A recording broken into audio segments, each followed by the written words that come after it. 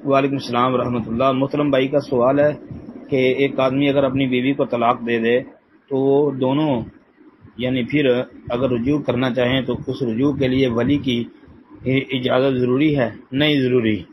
ماقل بن یسار رضی اللہ تعالی عنہ والا وہ واقعہ سامنے رکھ رہے ہیں نا کہ ماقل بن یسار رضی اللہ تعالیٰ عنہ کی ہمشیرہ کو جو ہے وہ طلاق دی، تو جب دوبارہ ان کا آپس میں نکاح کا پروگرام بن گیا تو جی ہم پھر راضی خوشی اکٹھے ہو کے نکاح کر لیں، ماقل بن یسار رضی اللہ تعالی عنہ کے بہنوئی اور ان کی بہن نے، تو ماقل بن یسار رضی اللہ تعالی عنہ نے اس وقت درمیان میں رکاوٹ ڈالی کہ اپنے بہنوئی کو مطلب یہ کہا کہ میں یہ نہیں ہونے دوں گا کہ پہلے میری بہن کو طلاق دی ہے، اب دوبارہ پھر آ گیا ہے، لیکن اللہ تعالیٰ نے قرآن میں آیتیں نازل کر دی، تو اس لیے ولی کا راضی ہونا ضروری نہیں ہے۔